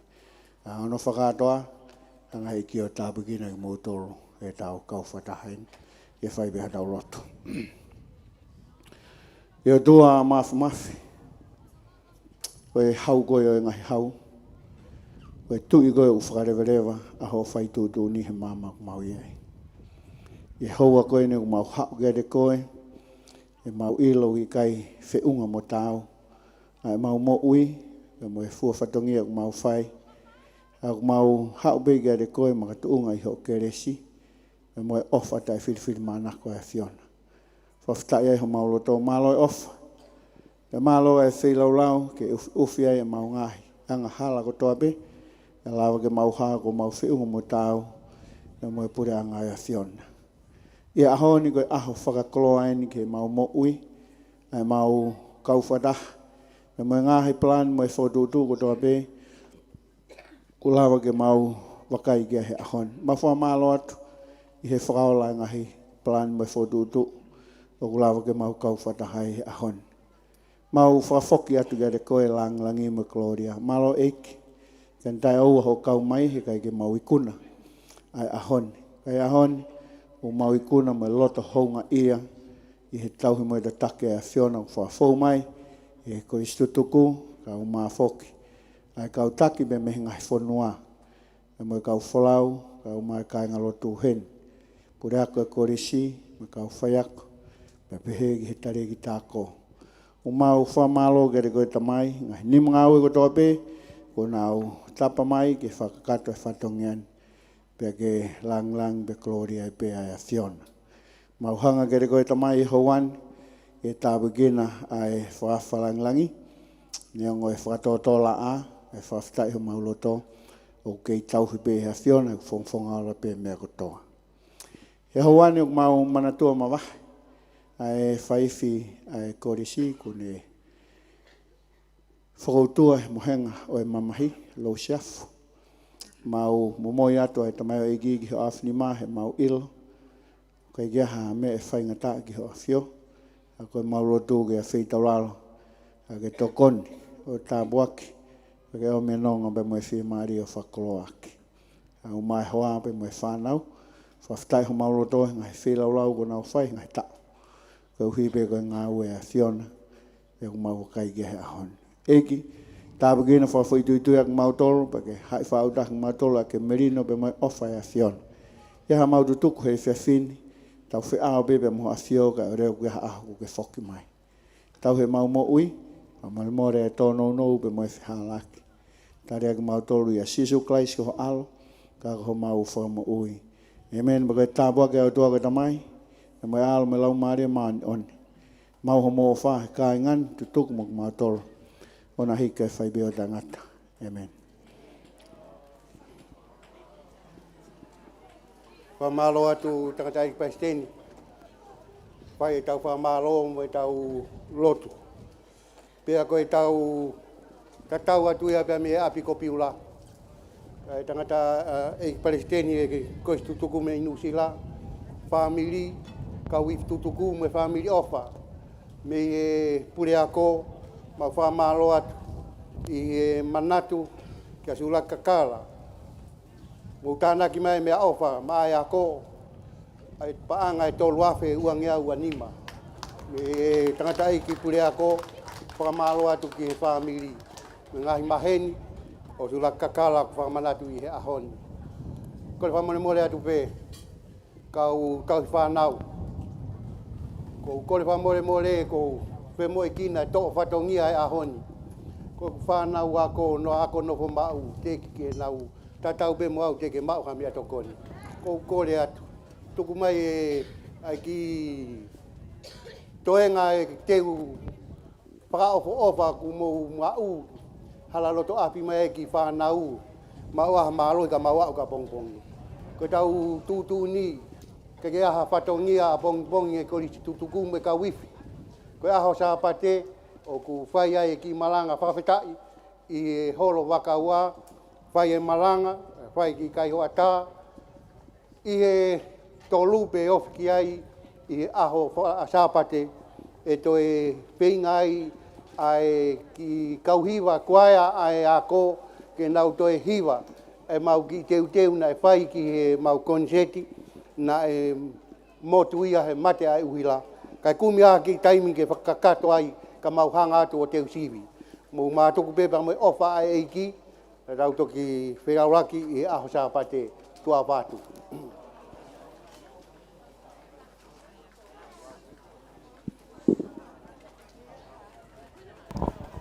Ko e kakato ia he programa ko ia me he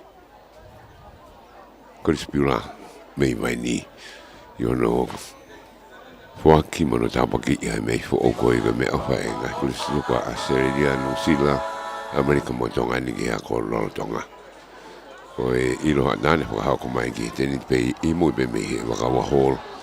Ka kone kakato ia programa kan whatawangi waplele et ke ngai whetu ko ia ki Amerika, New Zealand, Australia pepe ka mo tolke ni mo me mai me China, Japani pa mo Europe mo Britannia.